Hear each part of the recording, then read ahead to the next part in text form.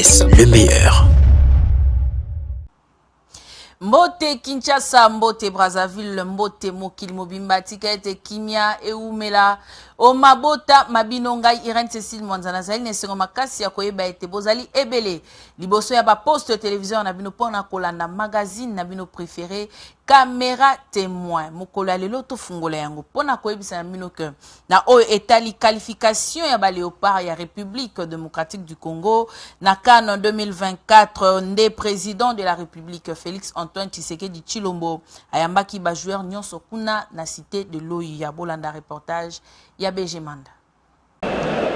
Qualification Yaba Léopard oye pesamaki na ba Congolais na match ya République démocratique du Congo contre Soudan. Yango nde ba Congolais bazali kozila makasi bi ya Théo na Fiston Mayele. Yango nde pesaki qualification pe victoire ya makasi oyo esengo zalaki total na niveau ya 2 fois te pe qualification oyo ememi République démocratique du Congo na 34e édition ya Cannes Côte d'Ivoire 2024. Talatina esalaki ke président de la République Félix Antoine Tshisekedi Tshilombo Fachi béton le développeur du système ayambaki ba joueur nyonso na cité de Loïa pour na fierté na ye ba dîner mwa mokie na esengo ba pesaki ye chef de l'État tanga zwaki maloba alobaki boye. Quelqu'un a eu l'idée d'aller dénicher l'oiseau rare, Sébastien de Sabre, ce coach qui ne cesse vraiment pas de m'étonner et qui en une année, on va dire, a fait de vous une équipe qui, à mon avis, va encore surprendre. Après l'issue wana pona ko rassurer ba joueur nyonso pe ba supporter ke préparation pona Cannes et kozala kitoko chef de l'État abakisaki oyo. Je disais tout à l'heure au sélectionneur que vous êtes tellement séduisant que j'ai envie aussi de vous voir dans une situation où vous êtes vraiment en difficulté pour voir votre capacité de réaction, de revanche comme ça. Et ça, je suis curieux de le savoir parce que je vois la hargne que vous avez et je crois que si vous êtes apte à remonter comme ça ce que qui était une situation désespérée pour nous, ça veut dire que sur le terrain, même en 90 minutes, en 90 minutes, si vous êtes en difficulté, vous pouvez être piqué à vif et redresser aussi une situation. Vous avez du caractère et ça j'aime beaucoup. Et c'est pour ça que vraiment je souhaite que cette équipe aille de l'avant. Simanaye Chancel Mbemba de Médier, na place ya ba joueur, yé pas expliqué qui bouille. On a fait parce que j'ai pas joué seul sur le terrain. On a joué avec tous mes coéquipiers et je dis bravo à coach et son staff parce que nous, on a mouillé notre maillot sur le terrain. Et Bongo Yemoko, sélectionneur de l'équipe nationale, allo batté points à 0. Partant avec 0 points en 2 matchs. Donc je me rappelle des premiers discours que j'ai eu avec les garçons. On a toujours dit qu'il fallait faire 3 victoires et 1 nul pour se qualifier en espérant faire de bons résultats pour se donner le dernier match contre le Soudan décisif parce qu'on savait qu'on allait être poussé par tout un pays à domicile. C'est ce qui a été fait, ce qui a été le cas hier. Donc non, c'est bien. Après, c'est pas, il faut reconnaître que le mérite revient aux joueurs parce qu'ils se sont investis dans tout ce qu'on leur a demandé de faire. Ministre Yasport, l'homme des défis, François Kaboulou, Yépé na Esengoana, Talisaki ba Esengona Yépé Alobaki Bouye. La RDC est en train de revenir, n'est-ce pas, d'abord en phase finale de la Cannes. Ça fait énormément plaisir au peuple congolais, comme le président Félix Tshisekedi a rappelé. Ça fait la joie de toute une nation. Et en plus, je crois que la RDC doit être présente quasiment à toutes les Cannes.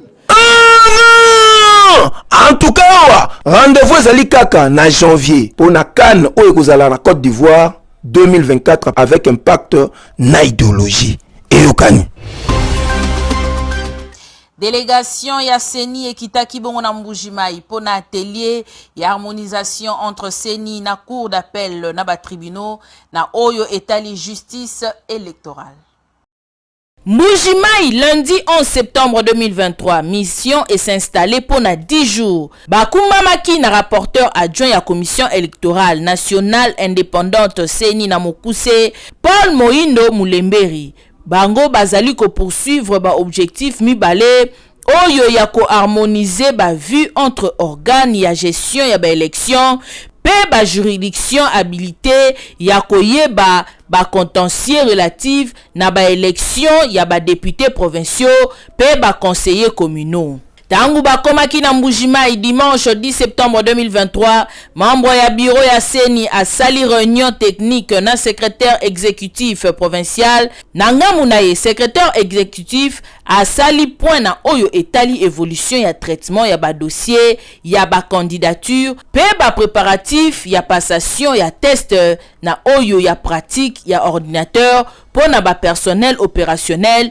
oyo esengeli basala musala na ba élection ya le 20 décembre 2023. Lobi nango lundi 11 septembre 2023, Paul Moindo akendaki na gouvernorat ya province pe asololaki na autorité provinciale Julie Kalenga. Bango basololaki na oyo etali accompagnement ya province na sécurisation ya atelier ya harmonisation entre centrale électorale, cour d'appel pe tribunal ya grande instance pour la gestion ya ba contentieux oyo etali dépôt ya ba candidature na ba élection ya ba députés provinciaux pe ba conseillers communaux. Pour arriver à cette date-là, il y a beaucoup d'autres étapes que la CENI organise. Et la première que nous sommes en train d'organiser ici et celle que nous allons faire, c'est avoir un échange ou un cadre d'échange entre la Commission électorale nationale indépendante et les corps de magistrats. Et c'est un atelier donc sur la justice électorale qui va commencer demain, qui va être lancé demain, à partir d'ici sur l'ensemble de 26 provinces. Et donc cet échange portera sur différentes innovations, mais également sur différents exemples de contentieux qui ont eu liés entre différents contentieux passés ou précédents. Et au-delà de cette grande activité qui va commencer demain, nous allons également, à partir de demain, lancer une autre grande activité que nous appelons les tests de recrutement pour tous ces candidats qui ont postulé. Et ce sont des candidats qui vont travailler les jours du 20 décembre pour les élections générales. Gestion ya ba contentieux ya ba candidature ezali pe makambo etali Seni pour mission ezali ko organiser ba élection pe ko veiller na bonne tenue pe mingi pouvoir judiciaire. Ministre provincial ya intérieur Gracien Tsakala a salaki descente na commune ya limité pour na ko fustiger stockage hors norme na ba produits pétroliers. Baneko Babolingo, na cadre de sensibilisation à programme multisectoriel pour la lutte contre l'incendie, na ba conséquences nango, ils allaient ko na ville province ya Kinshasa boyebake sur instruction. Il y a gouverneur de la ville, Jontini Ngobila Mbaka le suprême, oyo ayebisaki na ministre provincial ya intérieur, Gracien Ntsakala, kita na terrain pour na kutala, pe kolandela masolo tout pour na ko éviter makambo ba incendie na niveau ya deux fois. Bozali kozwa ndenge moka kitaki na commune na limité pona kokanga ba stock ya ba carburant pe ba pétrole oyo koti na ndenga ba norme te pe kokanga yango. Après wana ministre Gracien Ntsakala a continué qui visite na lisusu na site ya stockage na commune na Matete oyo incendie moko esalama ba dégâts ya makasi. Yango bakangi ba site ebele ya ba différents commerçants pona ko landela pe bazala conformément selon la loi pour nous sécuriser bango pe bakinoa nyonso. Eyokani. Na commune ya Mongafula, précisément na quartier Kimbwala, boyeba que avenue Mwanda eza na itamoko ya mabe makasi. Ti ba côté mosusu. Bozali komona population za kolela likamba mai kotoyo.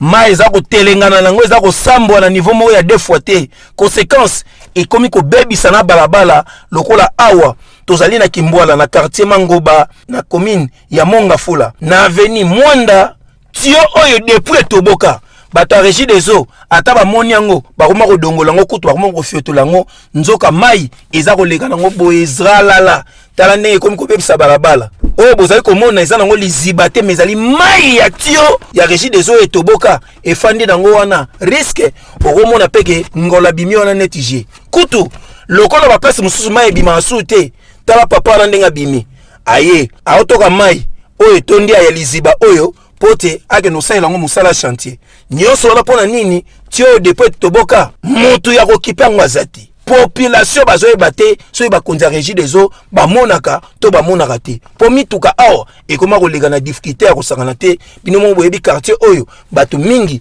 bazalaka koto bazalaka na mituka tala ndenge eza kodinda motuka ekomela mai netije yoka population neyeba espi nzela oyo bakonzi balingi vraiment kokipa yango bien te mpona bamituka nyonso to elekana kaka nzela oyo neti miniti oyo bamoto ezolekana te kaka mituka Régie des eaux aza na mosala makasi ya kosala tio etoboki liboso kuna mais jusque là Régie des eaux azokokipa yango te aza ne kaka pembeni awa donc izini eza na kaka pembeni awa mais awa alingi kokipe te eza mpe négligence ya Régie des eaux parce que Régie des eaux ndenge eza boye tio oyo place ezalaki ya kokauka mais soki omoni mai ekomi ebele boye tio nde eza ya kotubuka Régie des eaux mpe ezaka 0 mètre awa en tout cas tokoloba boye bakonzi ya Régie des eaux tala bato bafutaka bafacture na bango mais oyo bokomi kosala ekomi gaspillage mpo bakote mosusu bato bazolela mai ya komela mais oyo bozosala boye tande etie tande ekomi kitoko te ata bino moko toloba te biso caméra témoin tolobi masolo oyo ekeye ezongi swanta. Journaliste Stéphie Mukindi akufaki na mboka ya France depuis mikolo ebele to pe 10 jours pona yango libota na ye bazali kosenga na ba oyo nyonso bayebaki ye basunga pona rapatriement ya depuis na ye boyoka papa na ye ndenge alobi. Stéphie, notre fils, c'est un journaliste reconnu de partout. C'est un journaliste, il a été même parmi les rares journalistes qui ont reçu le prix pour le Covid. Le brevet là a été remis par maman Denise Nyakeo qui connaît bien Stéphie. Parce que même à la maison, il ne cesse de nous parler de maman Nyakeo dans les bons. Mon fils est mort il y a plus de 10 jours déjà en France, dans des conditions que nous ne connaissons même pas. Et mis dans des endroits qu'on ne connaît même pas, parce qu'on n'a personne à nous informer comment il est mort notre fils. Les gouvernements, tout le monde connaît notre fils.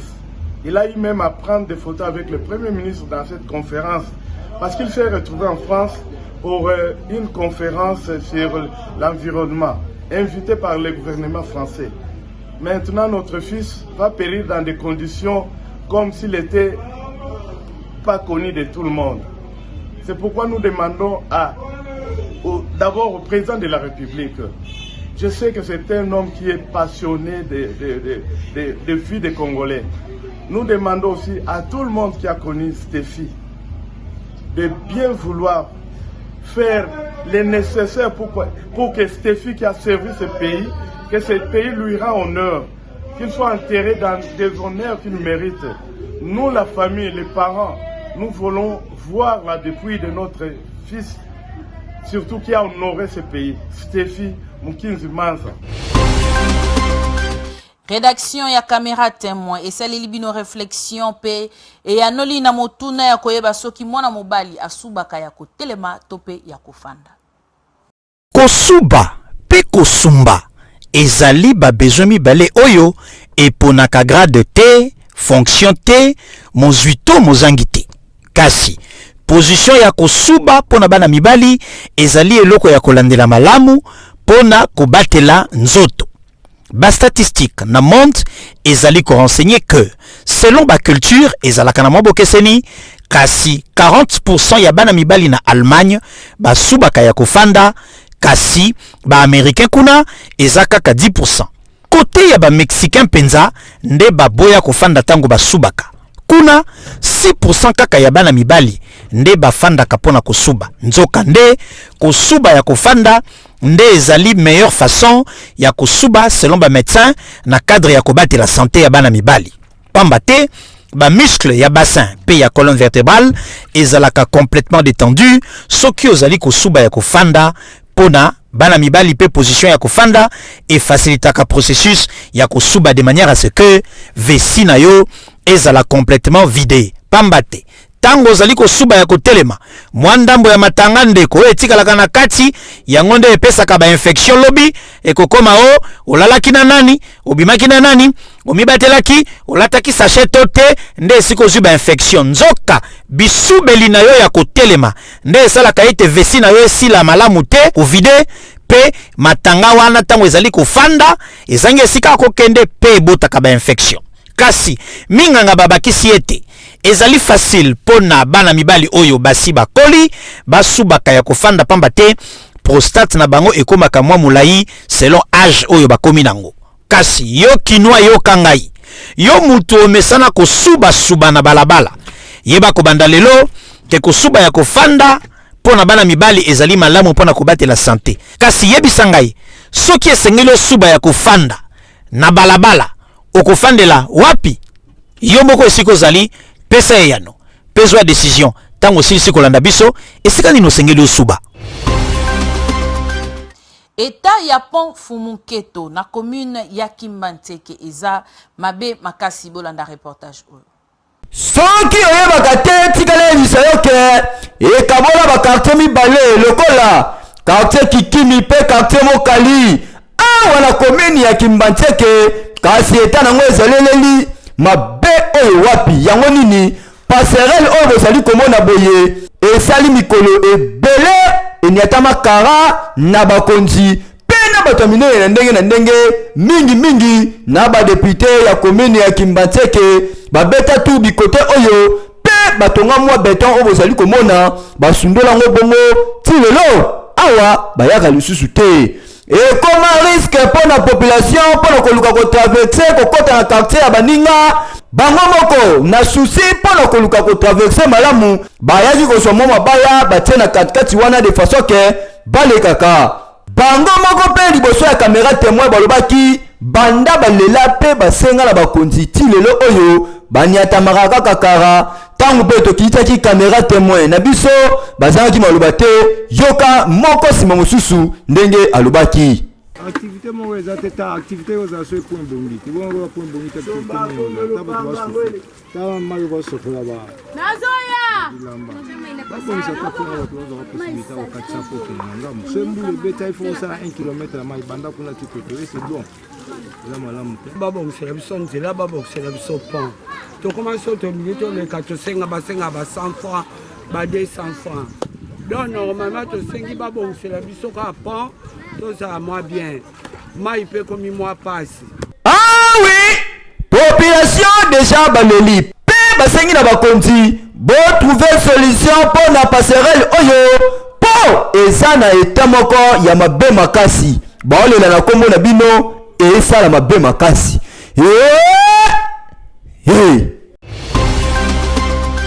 Na page ya santé boyeba que rédaction na biso ya caméra témoin etalisi bino lelo ba bien fait ya maki ya kai na nzoto ya mutu boyelanda yango na élément oyo.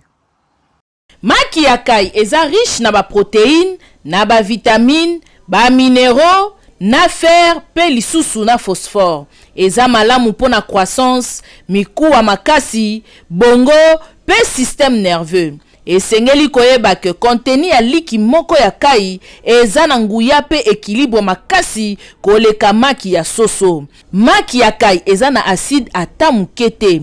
Eza malamu pona ko favoriser santé ya système cardiovasculaire. Kai eza malamu pe eza na zinc sélénium pe vitamine B. Esengeli boyeba ke maki ya kai eswanyaka pe ba problème ya impuissance sexuelle. Yango eza na cholestérol ata mukete. Liki ya muke oyo eza pe anti-allergique. Eswanyaka maladie ebele ya loposo. E agisaka pe na voie respiratoire. Eswanyaka asthme, rhinite, pe rhume de foin. kasi ndenge nini bokoki kobomba to kokonserve maki ya kai eza conseiller kotia yango na frigo na kati ya boîte na yango. Date limite eza entre 20 na 30 jours. Soki eza mubesu, soki ba jour oyo eleki kolia yango lisusu te. Maki ya kai eza muke kasi eza malamu mingi pona santé.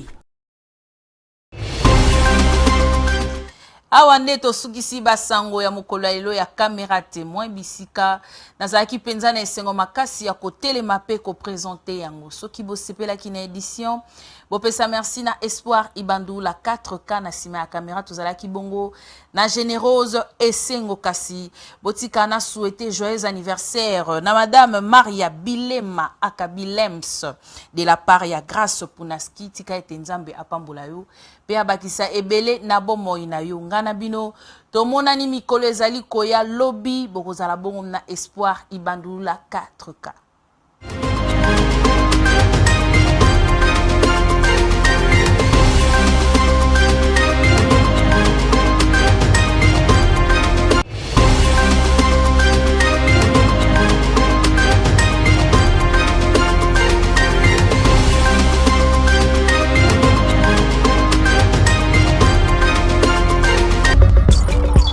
GIS, le meilleur.